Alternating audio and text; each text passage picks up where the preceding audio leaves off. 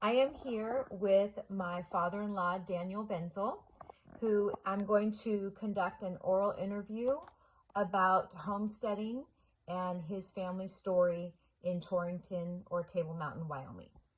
So thank you, Mr. Benzel, for joining us today. Can you tell me, were the Benzels farmers in Russia before moving to America? Yes, Yes. they were farmers. That's the only um, profession they've ever known was just farming. Okay. And why did your family move to Wyoming?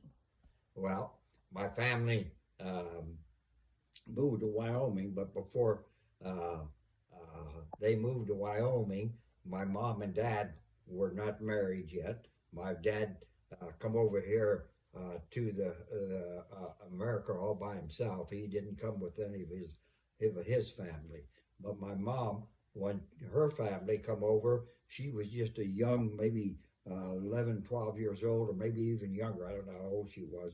But they landed. I keep thinking that they landed in New York, but I'm not sure that they landed there or not. But but they landed there and they just kind of worked themselves uh, from well, we'll just say New York to Nebraska, and then they found the farming was just wide open there. That's all anybody done was farm. So they just had accumulated some money. My mom and um, uh, my mom, grandpa and grandma, they accumulated the money and they bought their farm. And then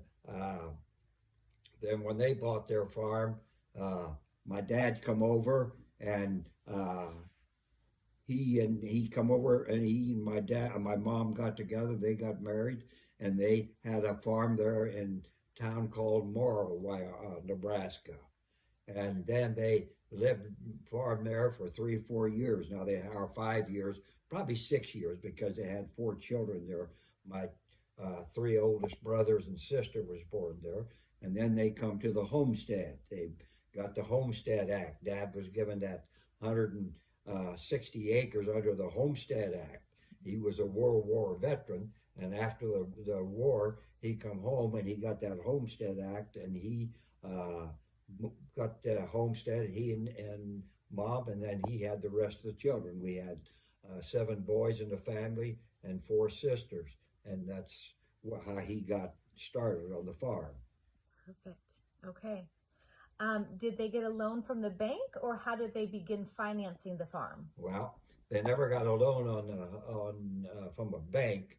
Uh, when they would finance, the way they would finance the farm is they would just go ahead and go to the bank, you know, and this was a yearly thing. They'd done this every year. They'd go to the bank, they'd borrow money, and then they'd plant the crops, harvest the crops, and they'd pay the money back to the bank.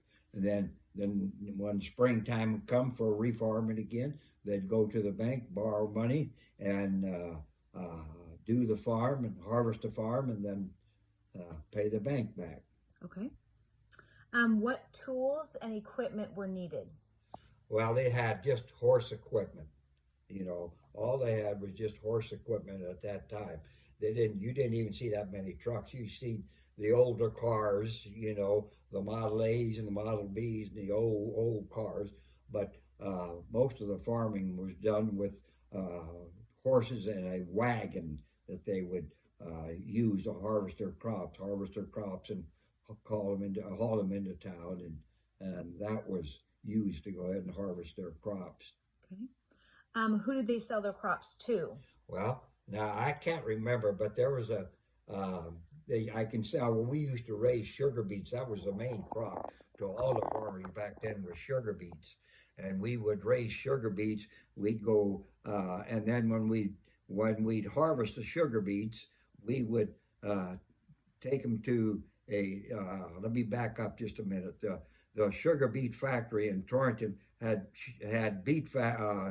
dumps. They called them beet dumps, and they were scattered all over Goshen County, Wyoming. And one of them was within 4 miles, and so we'd take our beets to the beet dump, and they would go ahead and I'd drive over they drive over a scale, and they would weigh the beets. Then we'd unload the beets, and they would take the dirt that was on the beets, they called tear, and they put it back in the truck, and then they would subtract that from the amount of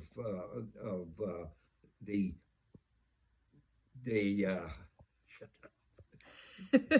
Like the weight? yeah, they would take the dirt and subtract it from the original amount of the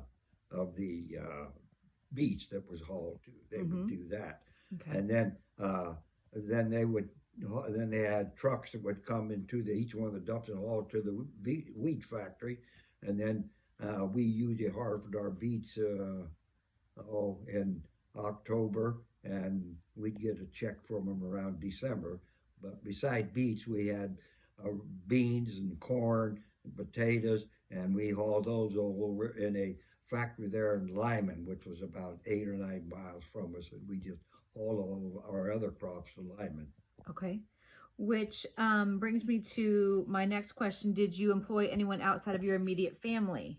No, we always had enough in our family. We didn't have to employ anybody. By the time our older brothers grew up and they got drafted to World War II, and then Robert, one of the oldest, he was there on the farm, and then my other 2 brothers and I, we didn't go out and operate any equipment, but we'd be hoeing the weeds out of the beans, out of the beets and potatoes. We'd do all that kind of work, and so then we never had any hired men at all.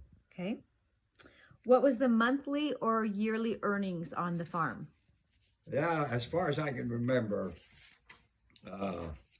when everything was all debts, all the debts and everything paid, everything done, we might have made somewhere between $1,500 and $2,000 a month. I mean, a year. When everything was done. Yeah. So I'm pretty sure that was the amount. Okay. How did the weather impact your ability to farm? The weather was pretty severe there in the wintertime. We had heavy snowstorms and in the winter, but during the spring and the summer. Now, during the spring, we'd occasionally, not all the time, but sometimes we'd have hailstorms, and they'd just wipe out the crops, and we'd have to replant them again and get going again. But most of the time, we would have just heavy rainstorms, and then around May or June, we'd start, hoeing the weeds out of the crops and doing all this, and then in September or October, we'd start harvesting them and take them into town. Okay. How, if any, did things change during the Great Depression for your family? It wasn't much of a change. We were always under depression.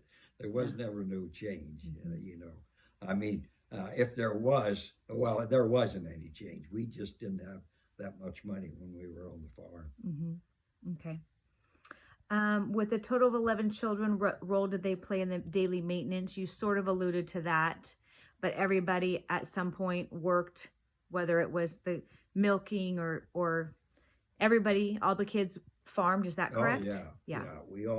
Everybody, all of us farmed from the time we started working when we were about 6 years old, thinning beets and hoeing weeds and doing that when we were about 6 years old. And we'd done that until we left the farm.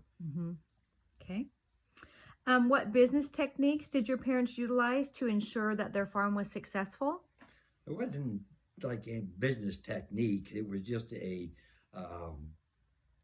active way of Dad farming. And he didn't, all the farmers back then farmed about the same way, So there wasn't any different or any other way of farming. They all just started their farming in the springtime and doing their planting and then harvest from October, in there, and that's all they done. They didn't.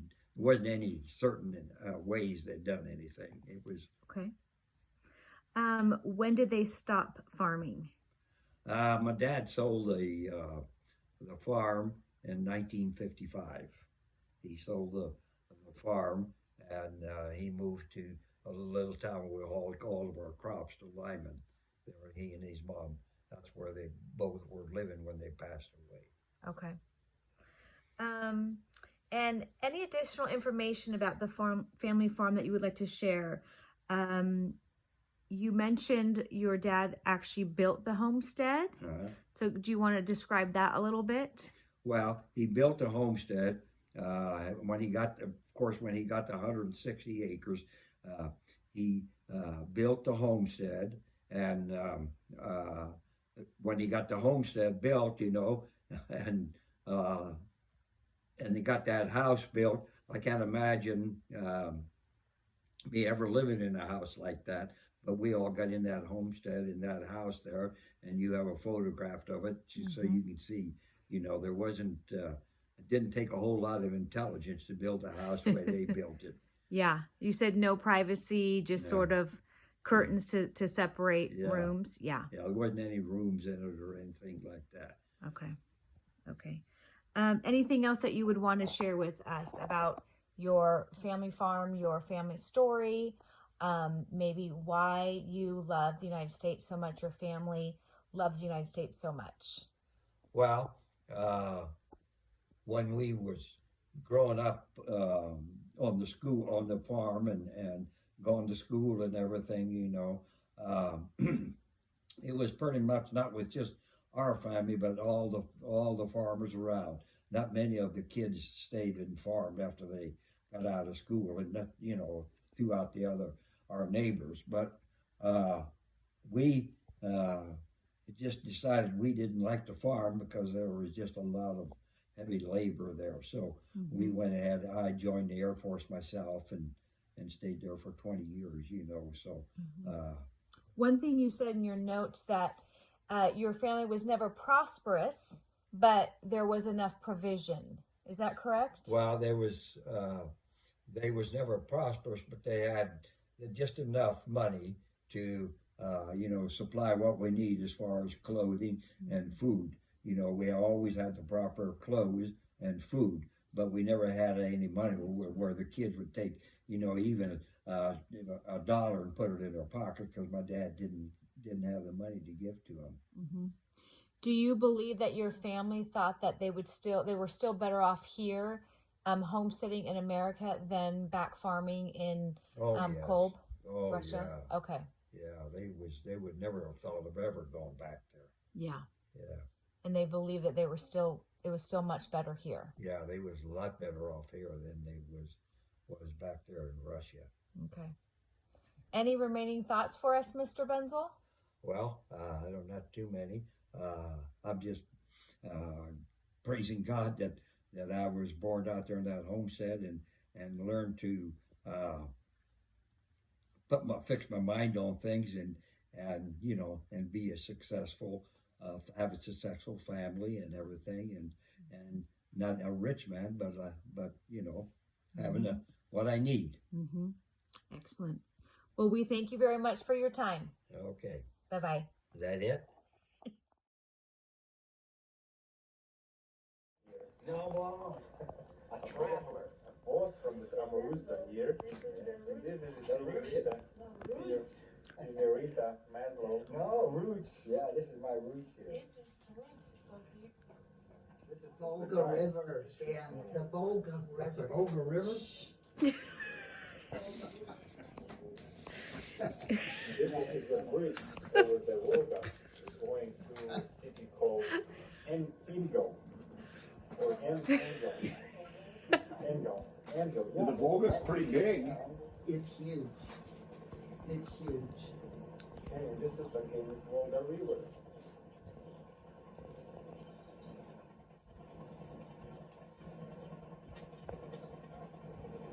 This is his Boeing 767. It's a Boeing. Right, what do you mean? 767. What is Boeing flying? This is hotel, whereas residential, people is living residential. All the time, not sometimes. Everybody hello. Everybody hello. Mr. Benzel. Yes, yeah. How do you like this road? Beautiful roads. I'll never complain about American roads again. That is good sign. Oh, house, old house.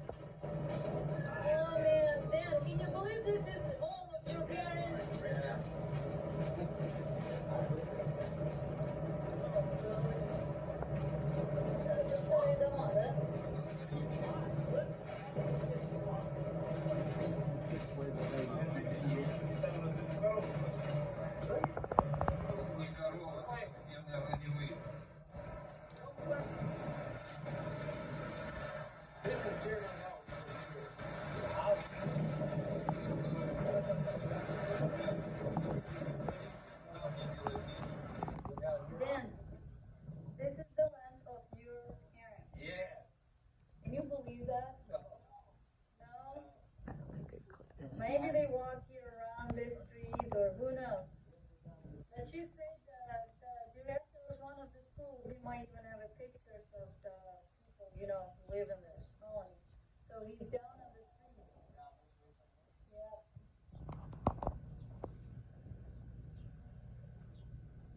This is the houses they probably used to live.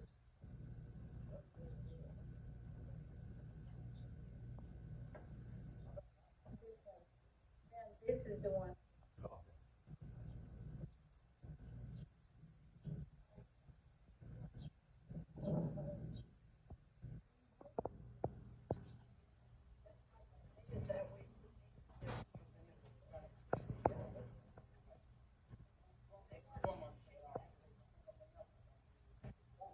For, like I say, it was built 100 years ago, so good chance. Good chance. Like she showed us the Parents school was where going to this folks one. might have went. There.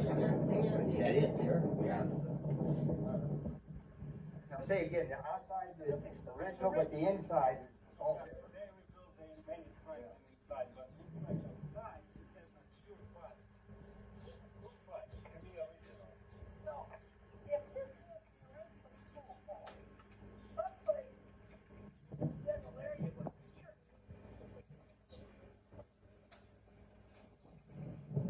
This is a German house. They say the German house was built from the red brick. All German houses with the red brick. There. Man, then you're not gonna take that home. We brought a brick home.